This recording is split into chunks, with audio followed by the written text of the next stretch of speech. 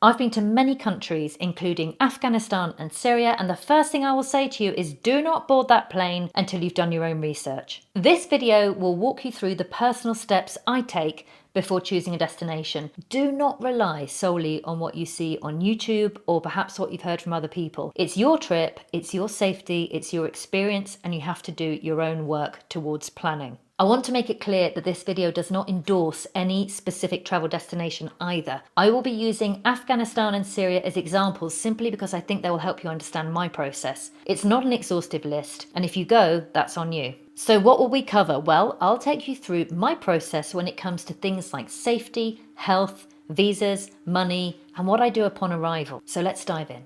First up, let's look at safety. And one of the things that I recommend doing is a HEAT course. HEAT stands for Hostile Environment Awareness Training, and it is a brilliant course designed to help you identify threats and manage risks in dangerous areas. I recommend a company called Khalida Fremont. It's run by a friend of mine, and he has been instrumental personally to me in training me up over the years in things that I need to consider.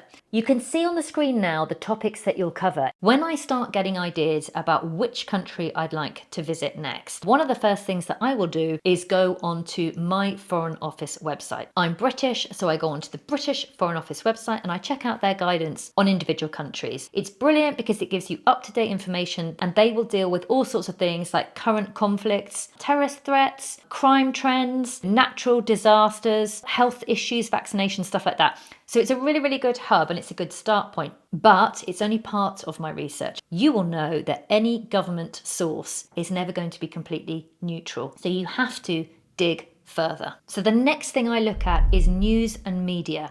And again, I won't use one source. I like the BBC, but again, it has a Western skew. So you want to make sure that you are reading a variety of news sources. The one I really like is Al Jazeera. The reason being is that they still have the same articles that the BBC run, but they're broader. So they have more information, and actually they were instrumental in my decision to go to Syria. As well as sort of posting the negative stuff, they also posted the positive stuff that the local Syrian government were doing, and that was enough to give me the confidence to go in. The third thing is local insight, and I think this is the most important insight, far more than media, far more than your Foreign Office website. What is actually happening on the ground? I don't go to any country on my own without a local guide. They are instrumental in me making my decision. How do I go about finding somebody reputable? First of all, I start with personal recommendations. I will speak to people who have been to those countries. I will ask them who they used and what their perspective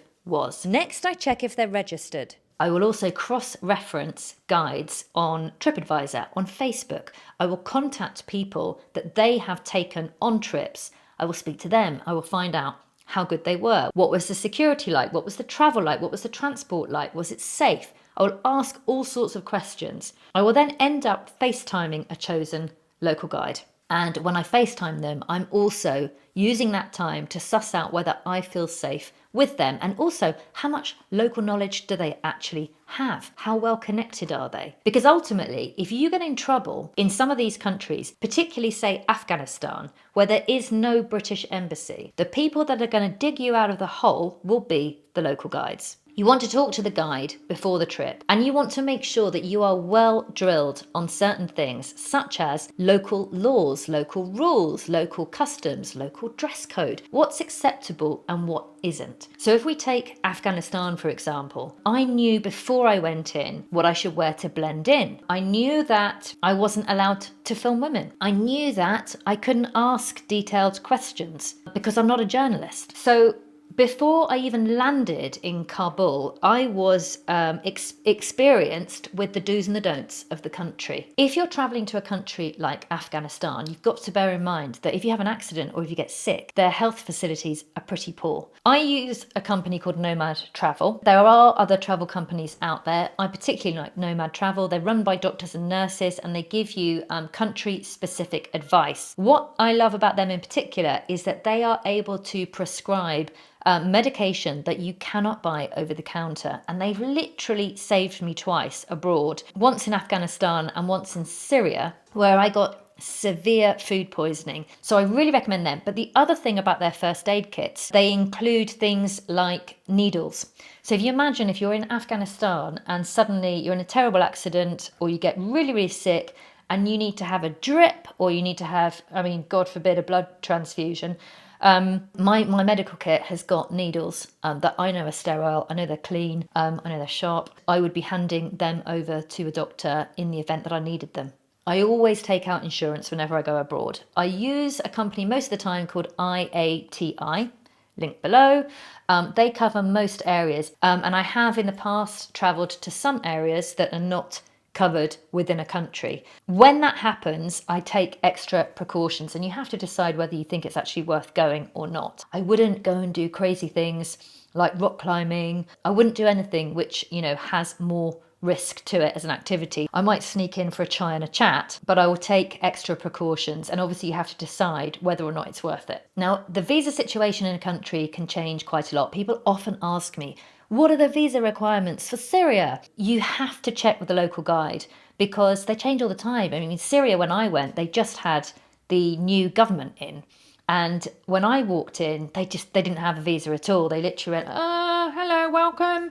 They didn't know what they were doing. Even the British Foreign Office was not up to date. And it was my local guide that helped me navigate what the current rule was. But even up to the day before my trip, I was asking him, has it changed? Has it changed? And he was checking every single day. Money in some of these countries, particularly Afghanistan and Syria, money can be quite a tricky thing, and again it can change, so your local guide will keep you up to date. For example, in Afghanistan the banks were not open when I was there. I still don't think they are, and I had to take in US dollars. You have to know that in certain countries the US dollars, they have to be perfect. If they have any tears or they're kind of slightly crumpled, they won't take them. So you're looking to find out the information on what currency they accept, what state it has to be in, and also what denomination. So in Afghanistan, anything lower than about a $50 bill was pointless. For Syria, it was a mix of US dollars and Syrian pounds, and I needed to know where to access the Syrian pounds. So I got all this information from my local guide.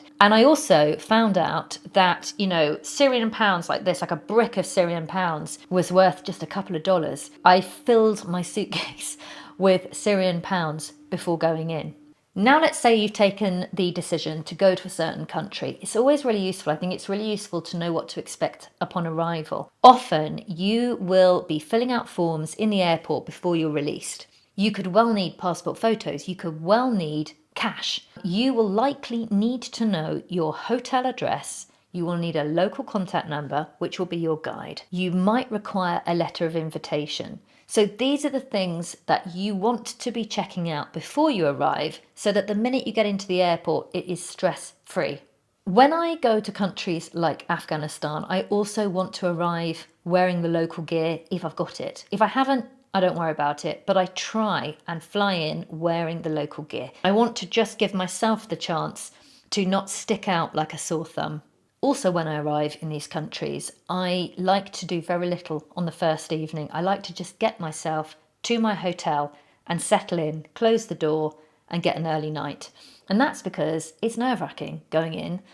There's a lot to take in, and you also want to be energized and on the ball so that when you start your trip, you're also aware of your surroundings. And the best way to do that is to be rested. So for final thoughts, perhaps you've seen some of my YouTube videos, you've seen the places I've been. I want you to know that for every single trip I do, I spend a considerable amount of time researching it and getting myself ready and in a position where I feel confident.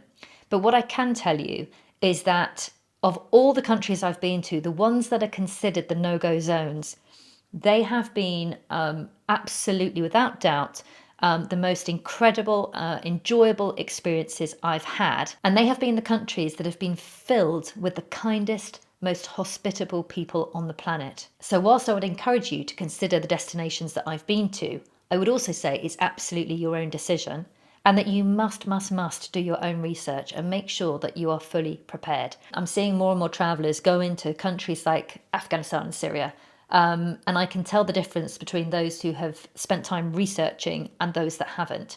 There will always be risk in these countries, But what I can say is that with research and planning, you can at least minimise that risk a little bit. Well, I hope that gave you a decent insight into my personal process. And if you found it useful, please hit the like and subscribe button. And of course, if you have any questions, just stick them in the comments below.